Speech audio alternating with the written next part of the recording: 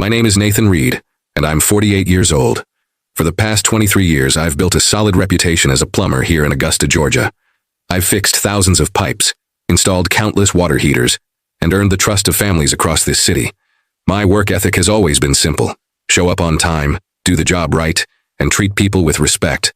That philosophy served me well in business, and I thought, in marriage. May 22nd was supposed to be one of the proudest days of my life. My son Tyler was graduating from Augusta University with a degree in engineering. After 4 years of hard work, late-night study sessions, and part-time jobs to help with expenses, he was finally walking across that stage. Lillian, my wife of 22 years, and I had planned a celebration dinner at our home for family and close friends. Nothing fancy, but meaningful. The graduation ceremony went perfectly. Tyler looked sharp in his cap and gown, and when they called his name, I felt that surge of pride every father knows. We took photos, shook hands with his professors, and drove home with genuine excitement. Our backyard was set up beautifully. Lillian had arranged everything. White tablecloths on the rental tables, string lights hung between the oak trees, and enough food for 30 people. Our closest friends and family members were there, including Tyler's grandparents, my brother and his wife, and several neighbors we'd known for over a decade. If you enjoy stories of cold-blooded revenge and gripping plot twists, like this video, and subscribe to the channel now. There are brand new, unreleased stories here every day, each one more intense than the last. About an hour into the party, as everyone was finishing their meals and sharing stories about Tyler's childhood, Lillian stood up. She tapped her wine glass with a fork, getting everyone's attention. I assumed she was going to make a toast about Tyler's achievement or thank everyone for coming. Instead, what came out of her mouth changed everything. "I want to thank everyone for being here tonight," she began, her voice steady and clear. "This is indeed a special day for Tyler, and I'm incredibly proud of him. But I also want to use this moment to make an announcement about Nathan and me." The conversation around the tables died down. I looked up at her, confused but not yet concerned. She was holding her wine glass, looking directly at me with an expression I'd never seen before.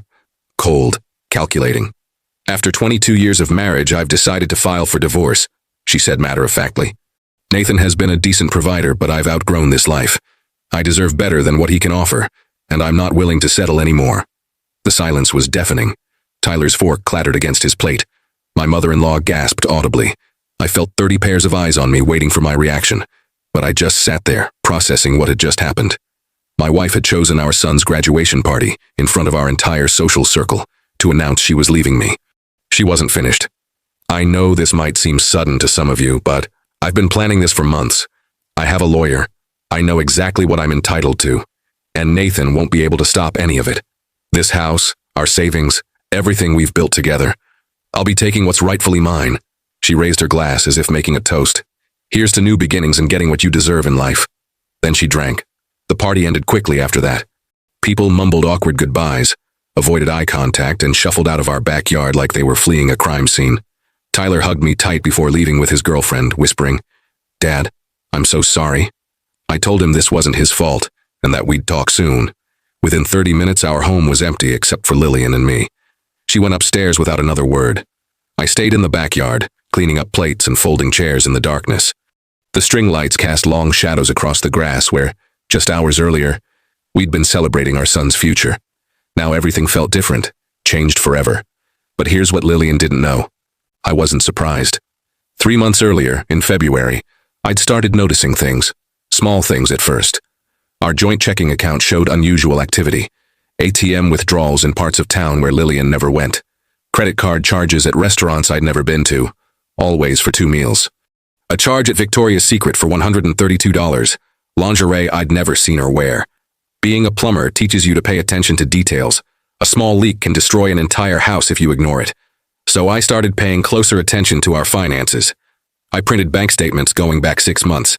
I made copies of credit card bills. What I found made my stomach turn. In March, there was a weekend trip to Savannah.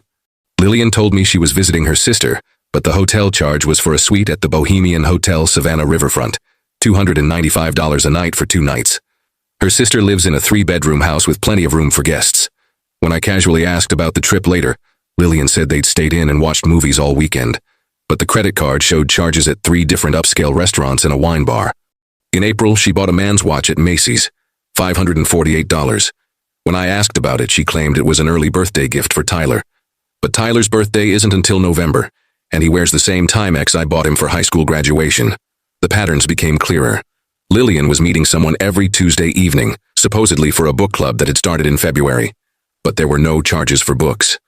Instead, I found recurring charges at the Marriott downtown. Same day each week, same amount, $79 plus tax. I'm not a detective, but I understand systems. Pipes have predictable flows, pressure points, and failure patterns. People, I was learning, aren't much different. I hired a private investigator. His name was Rick Santos, and he came highly recommended by a customer whose divorce case I'd helped with years earlier. Rick was professional, discreet, and thorough. Within 2 weeks, he had photos, timestamps, and a complete profile of Lillian's affair. His name was Dennis Caldwell. 38 years old, recently divorced, and working as a sales manager at a BMW dealership in Augusta. He drove a black 2023 BMW X3, which explained the expensive hotel meetings.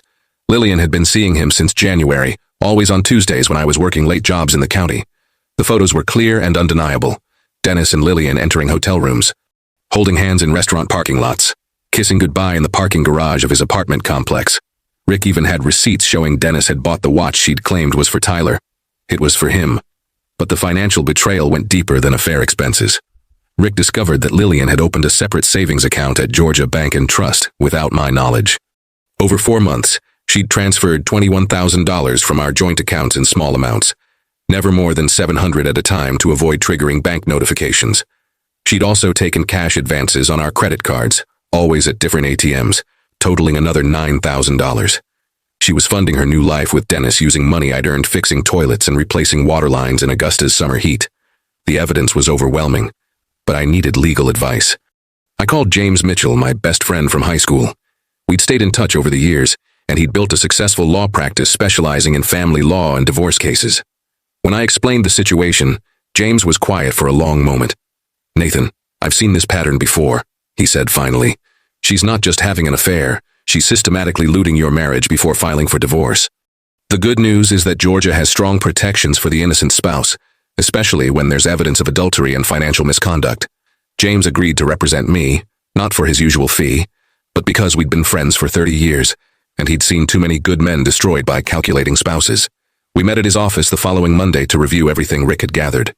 "This is actually a best-case scenario for us," James explained, spreading the photos and financial records across his conference table. "Georgia recognizes fault-based divorce. Adultery affects property division, and what she's done with your joint assets constitutes marital misconduct. We can file a counter-petition that protects your interests and forces her to account for every dollar she's stolen." There was something else. James reminded me of our prenuptial agreement. Lillian had insisted on it before our wedding 22 years ago, claiming it would protect both of us if things ever went wrong. I'd agreed reluctantly, thinking it showed a lack of faith in our marriage, but the agreement contained a fidelity clause that Lillian herself had demanded. If either spouse committed adultery, they forfeited their claim to the marital home, retirement accounts, and spousal support. She'd written her own downfall into our marriage contract. We filed our counterpetition on May 20th, 2 days before Tyler's graduation. James wanted the legal paperwork in motion before Lillian could make any more financial moves or hide additional assets. The timing was strategic. She'd announced her intentions publicly, but she had no idea I'd been building a case for months. The morning after the graduation party disaster, Lillian came downstairs with a satisfied smile and a cup of coffee. She'd obviously slept well after humiliating me in front of our family and friends. She sat across from me at our kitchen table like nothing had changed. "I'll be meeting with my lawyer this afternoon," she said casually, buttering a piece of toast. "We should be able to have the paperwork filed by the end of the week. I assume you'll want to find your own representation, though I doubt you can afford anyone decent." I sipped my coffee and nodded. "Already taken care of." She looked surprised. "You hired someone already? That was fast." "Who?" "James Mitchell." Her face went pale. She knew James's reputation. Everyone in Augusta did. He'd handled several high-profile divorce cases and had a track record of protecting his clients' assets.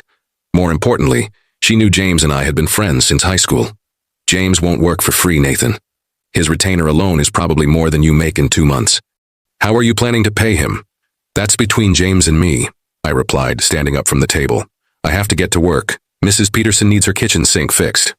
That afternoon, while I was installing a new garbage disposal in Mrs. Peterson's kitchen, James called with an update.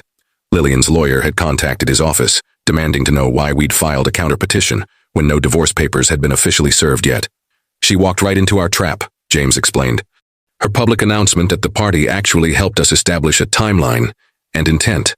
And Nathan, her lawyer, is Robert Finch. He's competent but predictable, and he clearly doesn't know about the evidence we have. The court date was set for July 18th, almost 2 months away. During that time, Lillian became increasingly confident and aggressive. She started bringing Dennis to our house openly, parking his BMW in our driveway while I was at work. She bought new clothes, got her hair done at an expensive salon in downtown Augusta, and began treating our home like her personal hotel. What she didn't realize was that Rick Santos was still documenting everything. Every visit from Dennis, every expensive purchase, every arrogant display of her assumed victory. In early July, Lillian made her biggest mistake. She tried to empty our joint checking account. I discovered it during my regular Monday morning review of our bank statements, something I'd been doing religiously since discovering her theft. She'd attempted to transfer $16,000 to her secret account, but the bank had flagged the transaction as unusual and frozen it, pending both account holders' approval. I called James immediately. "She just handed us the smoking gun," he said, barely containing his excitement. "Attempting to drain the marital account during pending divorce proceedings is contempt of court and violations of the automatic restraining orders that go into effect when divorce papers are filed. We can have her held in contempt, and it strengthens our misconduct case exponentially." The court hearing was held in Richmond County Superior Court. Judge Patricia Coleman presided, a woman known for her no-nonsense approach to divorce cases and her particular disdain for financial misconduct. Lillian walked into that courtroom like she owned it. She wore a new black dress that probably cost more than most people's monthly rent, and Dennis sat in the gallery behind her, apparently there for moral support. She kept whispering to her lawyer and shooting confident glances in my direction. James and I sat quietly at our table. I wore my best suit, the same one I'd worn to Tyler's graduation.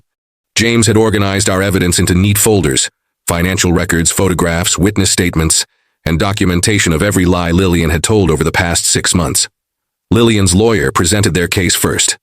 It was exactly what James had predicted: a standard no-fault divorce request with demands for 50% of all marital assets, including our house, my business equipment, retirement accounts, and ongoing spousal support of $1,800 per month for 5 years.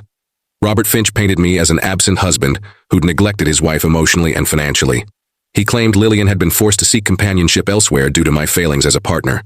He never mentioned her affair directly, probably hoping we wouldn't bring it up. Then it was our turn. James stood up slowly, almost casually.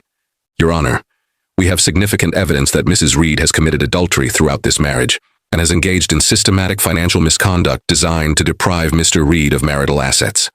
He placed the first photograph on the evidence table. It showed Lillian and Dennis entering the Marriott Hotel on a Tuesday in March. Then another photo of them kissing in the parking garage of Dennis's apartment complex.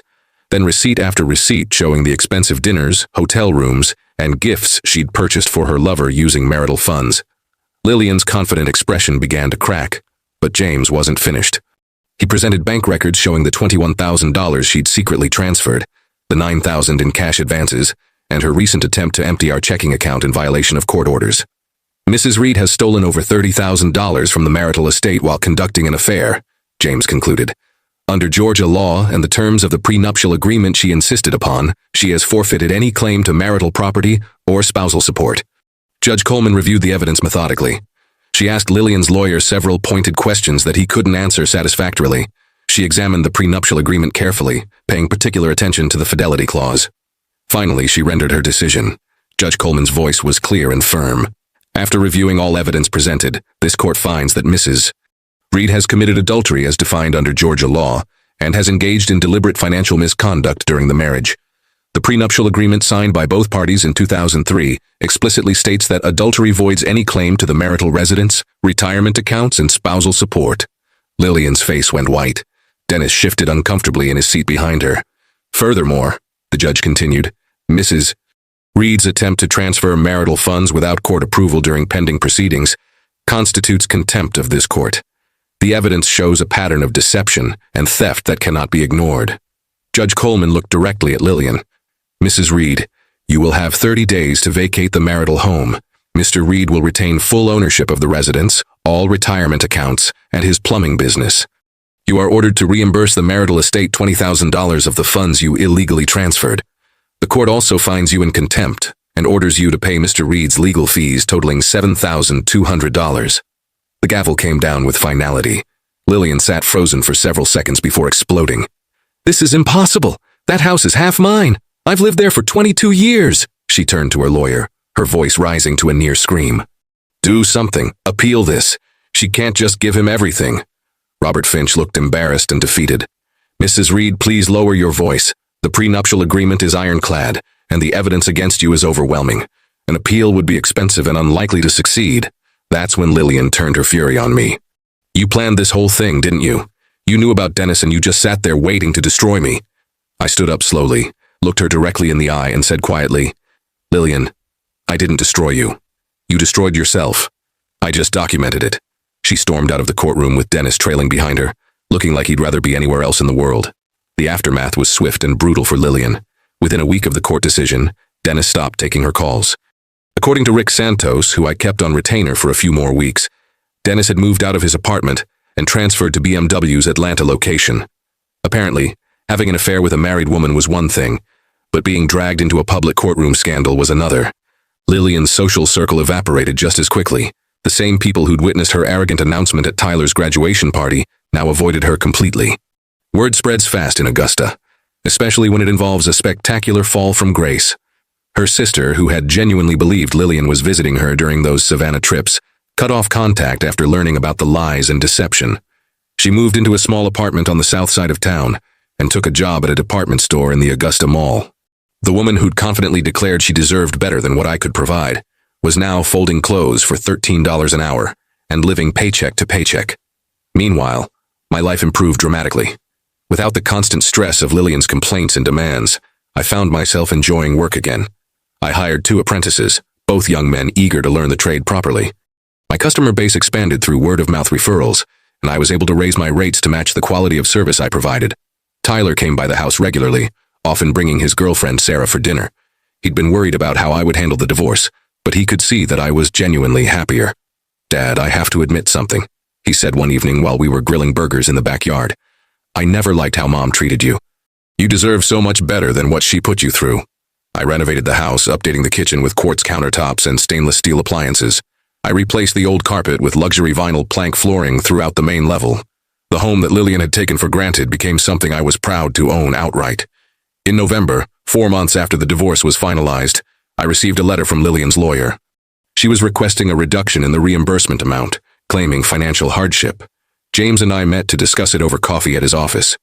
"She's broke," James explained. "She can't afford her apartment rent and is asking the court to reduce the $20,000 to $4,000 payable over 2 years. I thought about it for exactly 30 seconds. No reduction. She made her choices and she can live with the consequences. If she'd been honest and respectful, we could have divorced amicably and split everything fairly. Instead, she chose to lie, steal, and humiliate me publicly. The court agreed with our position. Lillian would pay the full amount as ordered, or face garnishment of her wages and potential jail time for contempt. That Christmas, Tyler and Sarah spent the holiday at my house. We cooked a traditional dinner together, exchanged gifts by the fireplace, and talked about his plans after graduation. It was peaceful in a way our family celebrations had never been when Lillian was around. Looking back, I realized that Lillian did me an enormous favor by announcing her intentions so publicly and arrogantly. If she'd approached me privately, asked for a fair divorce, and been honest about her affair, I might have agreed to split everything 50-50 just to avoid conflict. Instead, her greed and need to humiliate me gave me the motivation to fight for what was rightfully mine. I learned that sometimes the best revenge isn't planning elaborate schemes or seeking dramatic confrontation. Sometimes it's simply being prepared, staying calm, and letting people destroy themselves with their own poor choices. Lillian wanted to take everything I'd worked for and leave me with nothing. Instead, her own actions ensured she lost everything and walked away with nothing. Today, I'm 50 years old, debt-free, and running a successful plumbing business that I've been building for 25 years and now supports 3 families, including my own. I've learned to recognize red flags in people and relationships. Most importantly, I've learned that integrity and patience are more powerful weapons than anger or revenge could ever be. If you enjoyed this story, like this video and leave a comment telling me what you thought. And if you're not already subscribed to the channel, please subscribe and hit the bell icon to get notifications for new stories like this one. Thanks for watching, and I'll see you in the next one.